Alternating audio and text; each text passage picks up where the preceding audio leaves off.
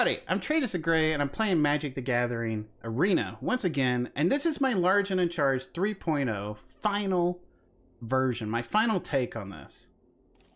If you're a beginner to Magic, and if you haven't checked out the video, I do have a Large and in Charge 2.0 where I take the starter deck and I do upgrade it and target the beginner who just completed your wheel challenge. You've gotten your 15 free decks.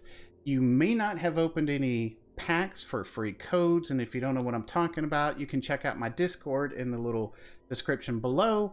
Once you join the Discord, look for the Magic the Gathering channel.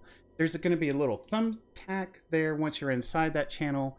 You click it, there's a website that's updated monthly, and it's got codes that work and give you free packs.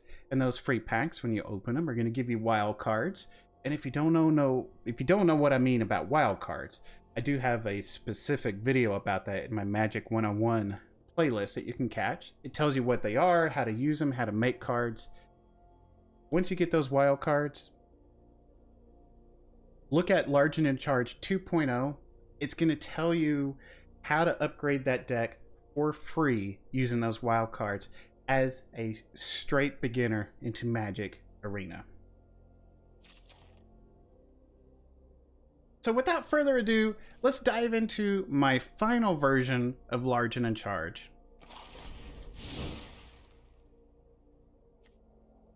Okay, so where I've went with this, I mean, let me first just say, you can go different ways with your mono green deck.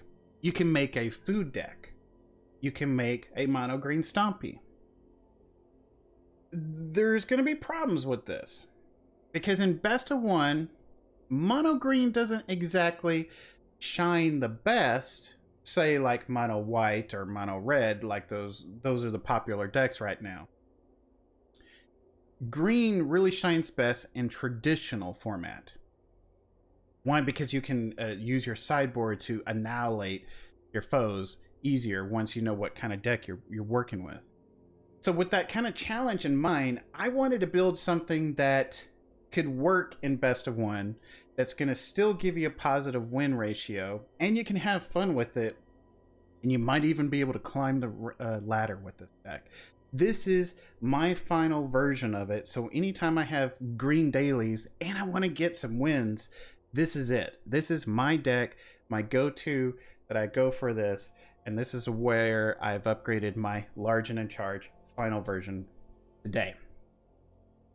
So my one columns is just going to be stone. I kept the stone coil serpents, except I have added more. You could go into this with swarm shamblers as well. You can even add them in and take some things out in this deck that you may or may not have, like cultivates and Ugins. Ugin is a very pricey card, and because it's a mythic rare, if you don't have that, you really don't need the cultivates, because the deck plays out really well on the land right now.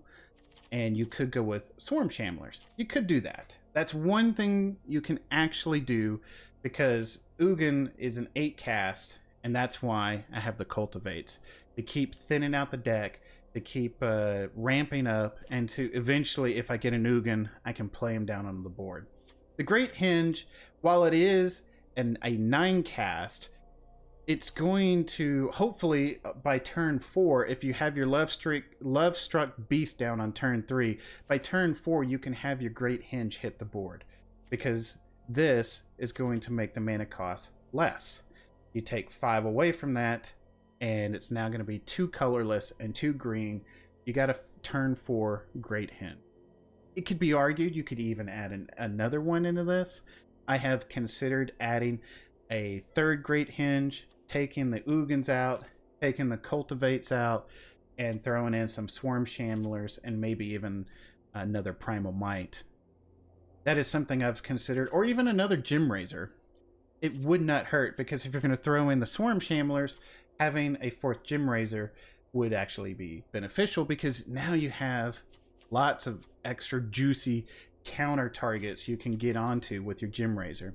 And remember, if you're if you're mutating on top of a stone coil serpent or a swarm shambler, to go on top, not under.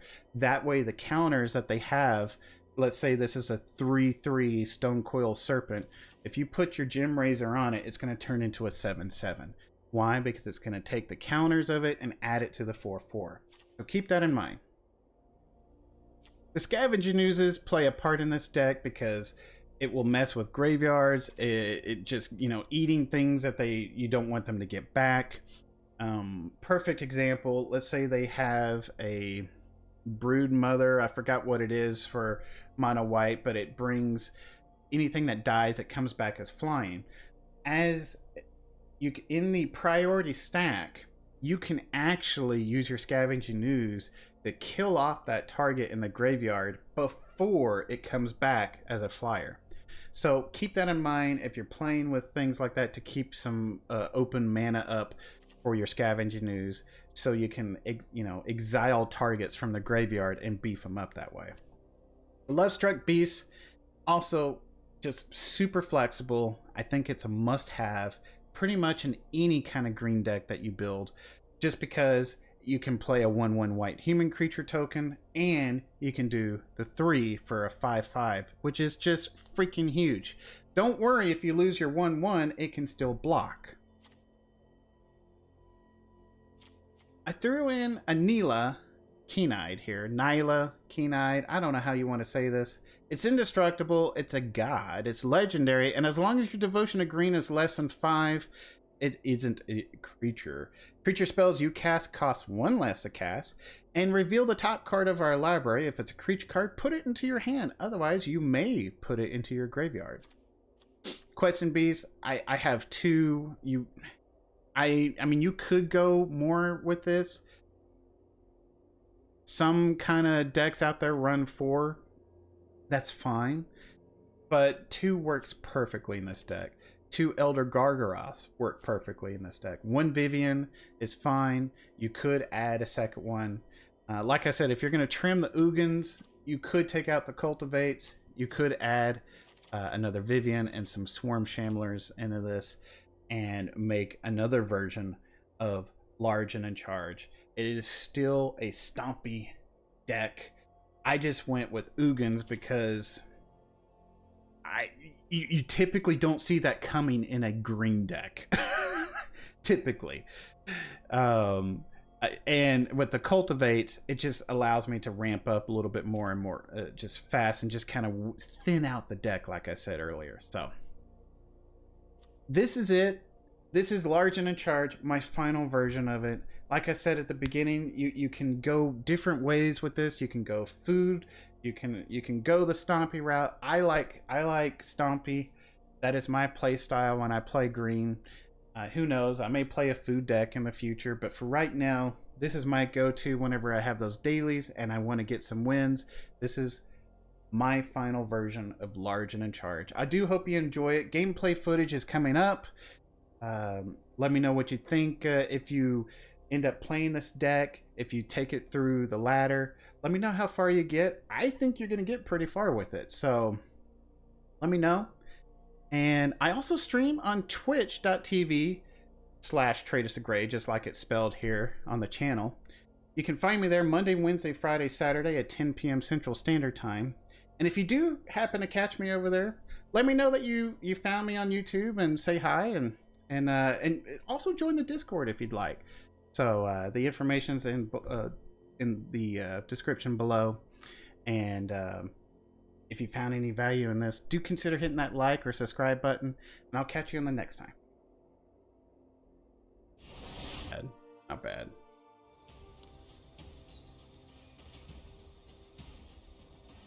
Watch us go up against a rogue deck.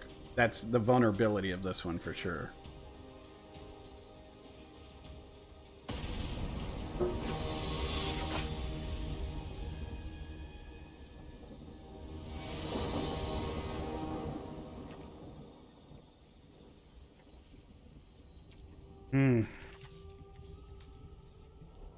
I hope we get some land.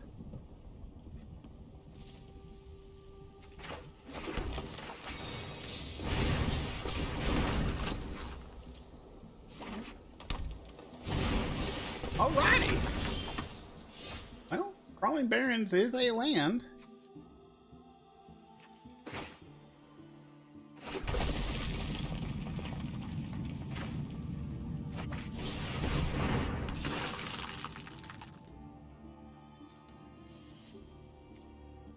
I'm okay with doing this.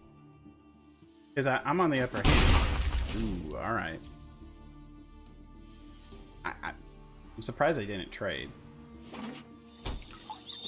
Stable Passage. What do we do? What are we? Golgari? Black and green? You missed Gaia's Blessing. Ooh. Ah, gruel. Yucky gruel. I know what I'm gonna do with you. I don't want you drawing anymore. Add a colorless. Green. Pink, pink. And I'm gonna eat you. Yep. Give me that. And I'm just gonna send you in. Alright.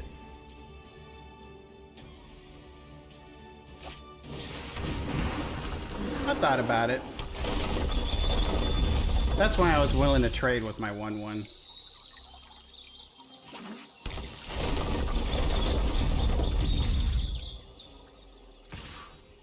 I'm still willing to trade.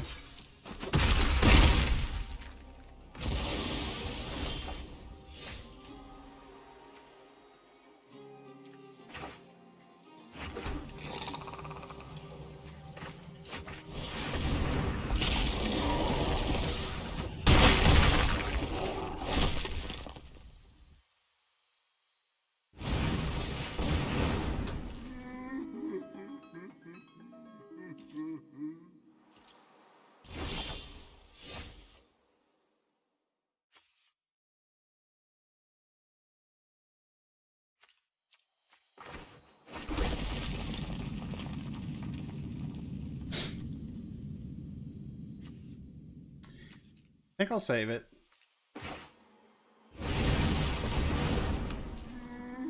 What do you got in your deck in there? What do I have in here? Nothing.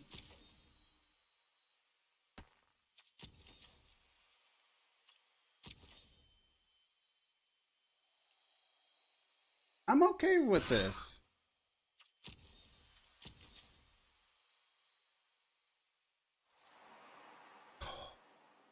Wow.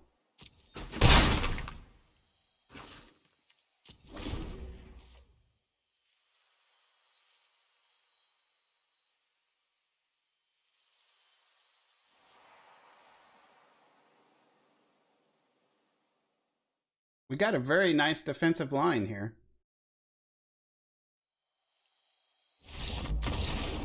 I was just gonna say,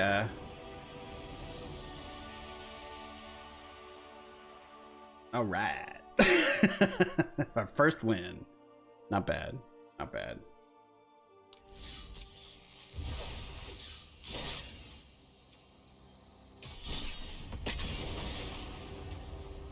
Gruul decks are very popular. Especially in tournaments. Jeez Louise. See a lot of them.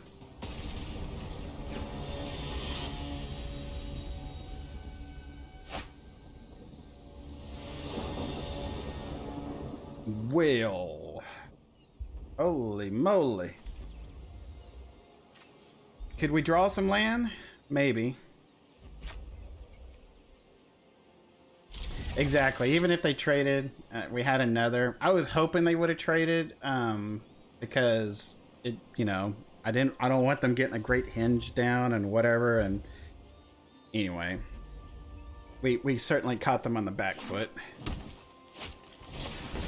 Am I playing a food deck? Probably. I'll wait. Play it on turn 2, maybe. Finally done chatting and in the after D&D stuff. There you go. I think we're playing a food deck.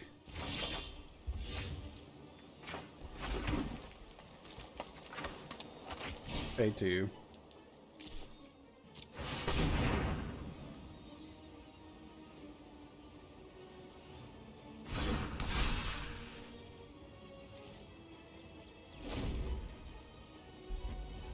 You got to kill Hunter. Yeah. And had a good game on top of it. Yeah, that sounds good. That sounds really good.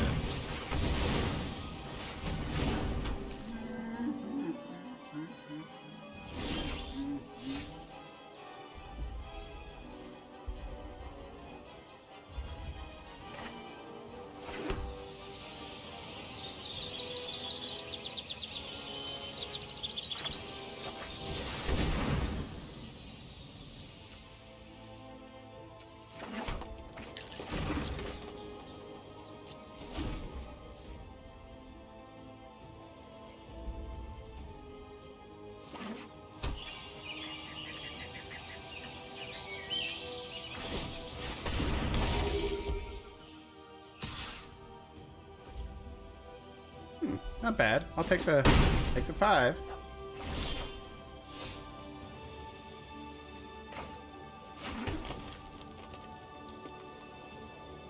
I think this is a good time to play Questing Beast.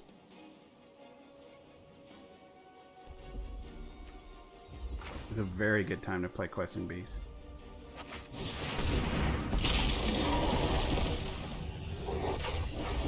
I think we take out the goose now, so it can't keep making food, and then we'll worry about taking out the love-struck beast later. Actually, I think I'll save it and take out the love-struck beast on the next go around. Yeah.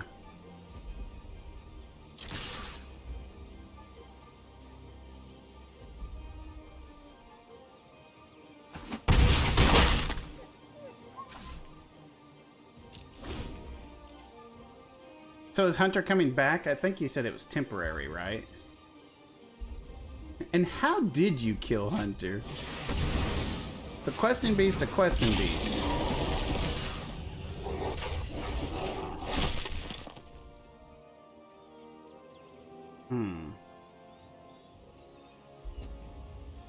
Interesting.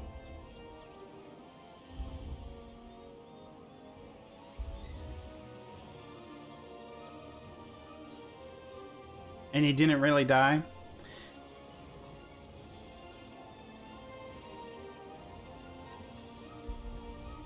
I think we take the 5/5.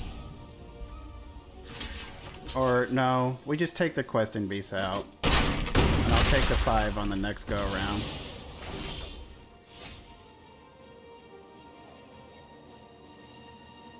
Or because I have 5 mana. I can pump him up to 6. Take out the Questing Beast now. Yeah, that would limit their Great Hinge abilities.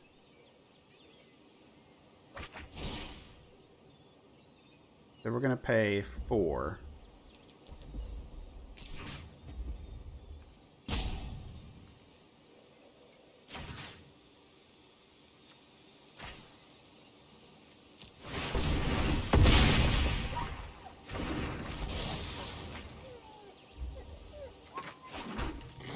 Could have done more, but this is an easy attack here.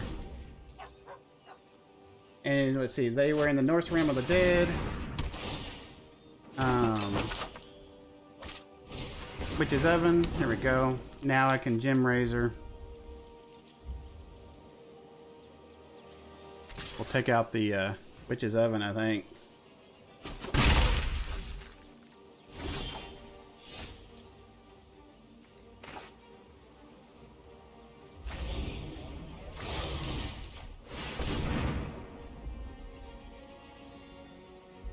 They were in the North Realm where his goddess is Hela, and she pulled him right to her throne room as he was going to die, so he saw Giant Wolf Maw chomp down on him, opened his eyes, and was before his goddess. There you go. Yeah, I wouldn't blame them for scooping up 2. They have 3 land. I'm about to take their Witch's Oven, and yeah. I don't blame him for that.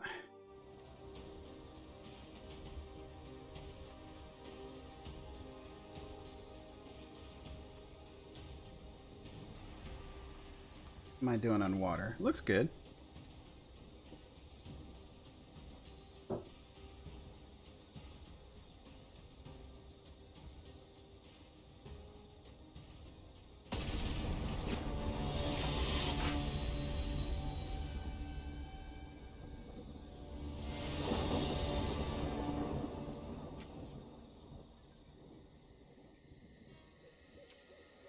Yeah, I'll keep it.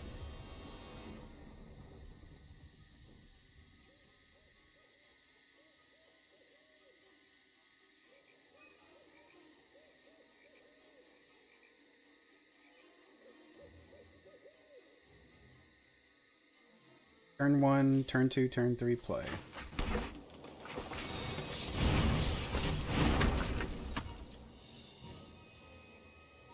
I love the art on this. I really do. The vines and everything.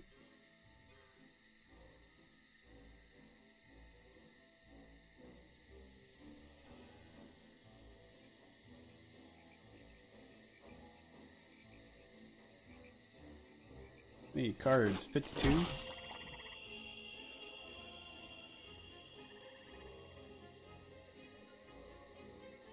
Yeah, so... Okay, alright. I don't mind them using it on the 1/1.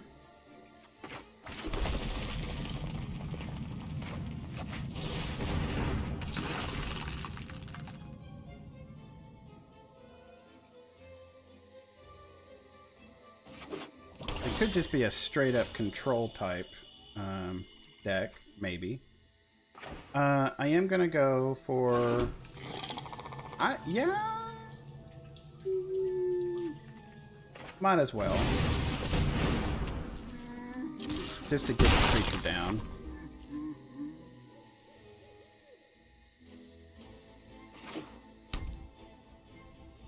Who knows? I could get lucky and get a hinge.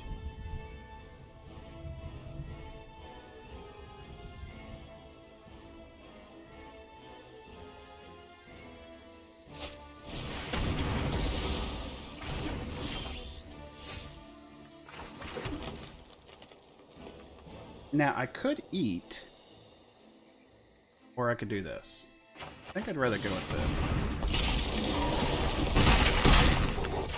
It speeds up the turn timer, because we're doing 6 points. So they have to answer.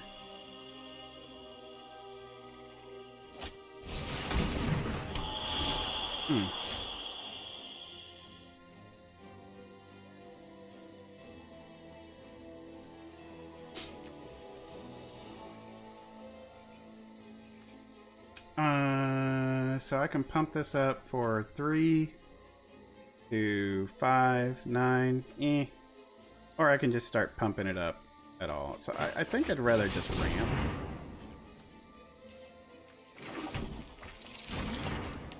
Play this. Definitely play that. More creatures on the board. More threats to deal with.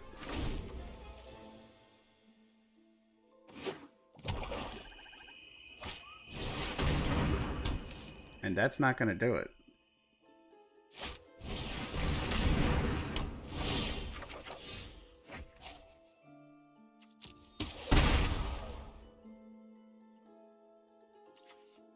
So, play this.